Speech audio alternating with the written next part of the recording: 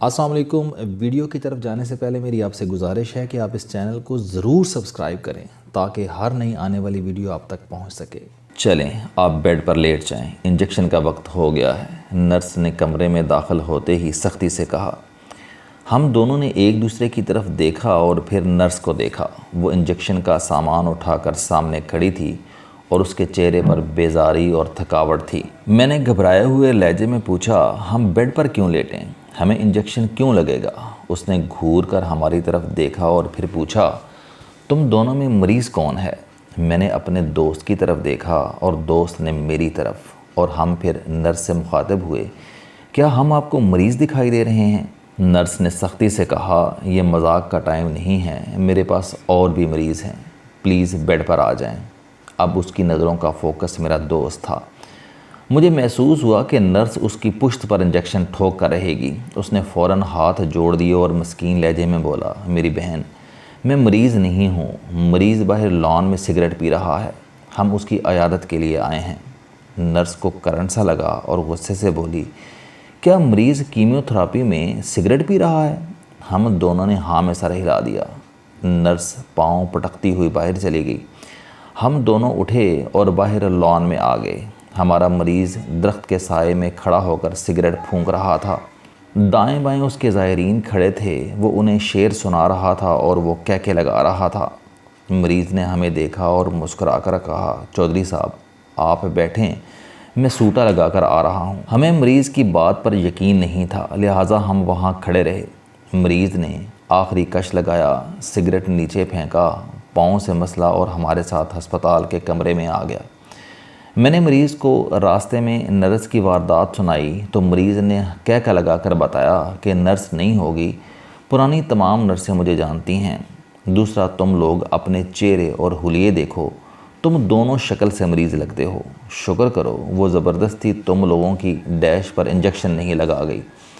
ہم نے بھی کہکا لگایا اور مریض کے ساتھ کمرے میں آ گئے۔ اس مریض کا نام سینیٹر مشاہد اللہ تھا۔ یہ دوسری مرتبہ کینسر جیسے موذی مرض کا شکار ہوئے تھے۔ انہیں پہلی مرتبہ 2011 میں کینسر ہوا، علاج ہوا، یہ ٹھیک ہو گئے، لیکن پھر 10 سال بعد کینسر دوبارہ پھیل گیا اور یہ ہسپتال پہنچ گئے، لیکن ان کا جذبہ مکمل صحت مند تھا۔ یہ دیکھنے والوں کو شکل سے قطعاً بیمار محسوس نہیں ہوتے تھے۔ کیمیو تھراپی کے دوران سیشن اٹینڈ کرتے تھے اور پورے ملک کو شعر و شاعری سے کہکے لگانے پر مجبور کر دیتے تھے۔ میں نے ان سے سیکھا کہ انسان خواہ کتنا ہی بیمار کیوں نہ ہو، لیکن اسے حوصلہ قائم رکھنا چاہیے اور بیمار دکھائی نہیں دینا چاہیے۔ میری طالب علمی کے دور میں ایک مشہور پامسٹ ہوتے تھے، ایم ملک۔ پنجاب یونیورسٹی کے قریب وادت روڈ پر ان کا گھر تھا۔ میں ان دنوں شدید ڈپریشن سے گزر رہا تھا۔ میں اس فیز میں ان کے گھر چلا گیا۔ وہ گھر کے چھوٹے سے لان میں بیٹھے تھے۔ میں ان سے ملا۔ انہوں نے میرے ہاتھ کے پرنٹس لیے اور اس کے بعد ہنس کر کہا، بیٹا تم جب میرے گھر میں داخل ہوئے تھے تو تمہارے کندھے جھکے ہوئے تھے، سینہ اندر تھا اور گردن آگے کی طرف گری ہوئی تھی۔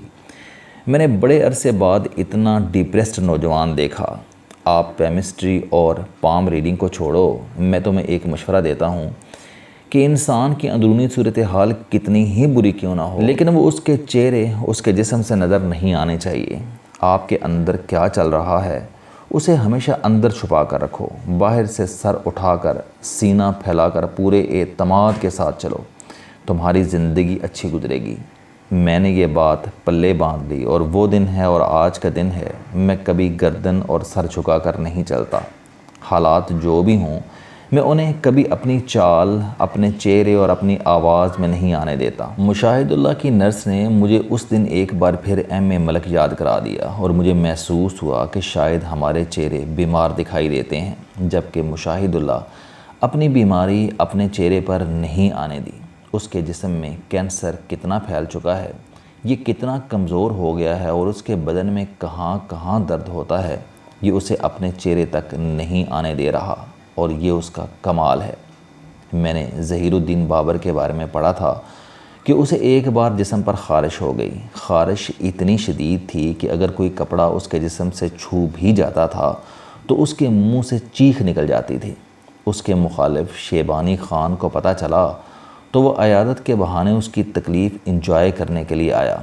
بابر کو اطلاع ہوئی تو اس نے سر سے لے کر پاؤں تک شاہی لباس پہنا، سر پر تاج رکھا اور دربار میں آ کر اس کے سامنے بیٹھ گیا۔ شیبانی خان سارا دن اس کے ساتھ بیٹھا رہا۔ اس نے کھانا بھی اس کے ساتھ کھایا، لیکن بابر نے اپنی تکلیف اپنے چہرے اور آواز تک نہیں آنے دی، یہاں تک کہ آخر میں شیبانی خان مایوس ہو کر چلا گیا۔ مہمان جو ہی محل سے نکلا تو بابر نے فوری طور پر اپنا سارا لباس اتار کر پھینک دیا۔ پورے دربار نے دیکھا کہ اس کا پورا جسم سرخ تھا اور اس پر بڑے بڑے آبلے بن چکے تھے۔ وہ سارا دن انہیں برداشت کرتا رہا تھا۔ میرے ساتھ خود ایک عجیب واقعہ پیش آیا تھا۔ راولپنڈی میں میرے ایک دوست ہوتے تھے، میں لاہور میں رہتا تھا، ان سے خط اور فون کے ذریعے رابطہ رہتا تھا۔ مجھے انہوں نے بہت اصرار کر کے راولپنڈی بلایا۔ سردیوں کا موسم تھا، کڑاکے کی سردی پڑ رہی تھی۔ میں بس کے ذریعے بڑی مشکل سے ان کے گھر پہنچا، لیکن خلاف معمول ان کے رویے میں گرمجوشی نہیں تھی۔ انہوں نے بڑے دھیمے سے انداز میں میرے ساتھ ہاتھ ملایا، مجھے بٹھایا، کھانا کھلایا اور چائے پلائی۔ وہ میری خدمت کر رہے تھے، لیکن مجھے اس خدمت میں حرارت محسوس نہیں ہو رہی تھی۔ میں 3 گھنٹے ان کے پاس بیٹھا رہا، ان سے گپ لگاتا رہا۔ وہ میرا ساتھ بھی دیتے رہے، لیکن مجھے مزہ نہیں آیا۔ میں نے آخر میں ان سے تکلفاً کہا کہ آپ مجھے اجازت دیں، میں واپس لاہور چلا جاتا ہوں۔ میرا خیال تھا کہ وہ مجھے رکنے کا کہیں گے، مگر توقع کے خلاف انہوں نے کہا کہ جیسے آپ کی مرضی۔ مجھے بہت برا لگا اور میں ان سے مل کر لاہور واپس چلا گیا۔ اب واپسی کا سفر بہت اذیت ناک تھا۔ بہرحال قصہ مختصر، میرا دل ٹوٹ گیا اور میں نے ان سے قطع تعلق کر لیا۔ 10-12 سال بعد ان سے اس طرح ملاقات ہوئی تو میں نے شکوہ کیا، وہ خاموشی سے سنتے رہے۔ میں جب اپنی بھڑاس نکال چکا تو وہ آہستہ سے بولے، جاوید صاحب، میں آپ سے شرمندہ ہوں۔ میں نے خود آپ کو بلایا تھا، لیکن جس وقت آپ میرے گھر پہنچے تھے اس وقت تازہ میرے بیٹے کا انتقال ہوا تھا۔ میرے گھر میں میت پڑی تھی۔ میں نہیں چاہتا تھا کہ آپ کو پتہ چلے اور آپ کی چھٹی خراب ہو جائے، چنانچہ میں نے اپنی بیوی کو سختی سے کہا کہ اندر سے رونے کی آواز نہیں آنی چاہیے، میرے مہمان کو ڈسٹرب نہیں ہونا چاہیے۔ میری بیوی نے اس صورتحال میں چائے بھی بنائی اور کھانے کا بندوبست بھی کیا۔ میں بھی آپ کے ساتھ گپ لگاتا رہا، لیکن باپ ہوں، گفتگو کے دوران میرا مائنڈ آف ہو جاتا تھا۔ آپ نے یقیناً اسے سرد موری سمجھا ہوگا۔ بہرحال قصہ مختصر، آپ جو ہی رخصت ہوئے، میں اور میری بیوی سیدھے بیٹے کی لاش پر گئے اور اس سے لپٹ کر دھاڑیں مار مار کر روئے۔ ہم نے اپنے رشتہ داروں اور عزیزوں کو بھی اس کے بعد اطلاع دی۔ میرے دوست اس کے بعد پھوٹ پھوٹ کر رو پڑے، جبکہ مجھ پر سختہ طاری ہو گیا اور میں ان کے پاؤں میں بیٹھ گیا۔ آپ اس شخص کا حوصلہ دیکھیں، وہ اس حالت میں بھی میری خدمت کرتا رہا تھا، میرے لطیفے اور واہیات گفتگو سنتا رہا تھا، اور اس نے اپنے دکھ کو اپنے چہرے، اپنی آنکھوں تک نہیں آنے دیا تھا۔ میری زندگی کا نچوڑ ہے کہ دنیا کو ہمارے دکھوں اور تکلیفوں سے کوئی فرق نہیں پڑتا، لہٰذا ہمیں چاہیے کہ ہم اگر بیمار ہیں تو مشاہد اللہ کی طرح اپنی بیماری کو گردن سے نیچے چھپا لیں، اسے چہرے پر نہ آنے دیں۔ ہم اگر غریب ہیں تو غربت ہماری شکل اور ہمارے جسم پر دکھائی نہیں دینی چاہیے۔ ہم اگر ناکام ہیں تو ناکامی ہمارے حلیے، ہماری صورت پر نہیں آنی چاہیے، اور ہم اگر خوف زدہ ہیں تو خوف ہماری آواز، ہماری آنکھوں اور ہماری شکل میں نظر نہیں آنا چاہیے، اور ہم اگر جاہل ہیں تو بھی ہماری جہالت ہماری صورت اور ہماری گفتگو تک نہیں پہنچنی چاہیے۔ یقین کریں زندگی اچھی گزرے گی، ورنہ لوگ لوگوں کو جیتے جی دفن کر کے چلے جاتے ہیں۔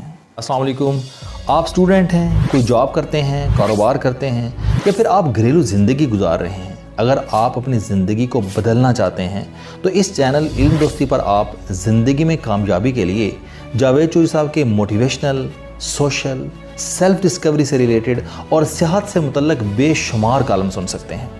میرا دعویٰ ہے کہ یہ چینل آپ کی زندگی بدل دے گا۔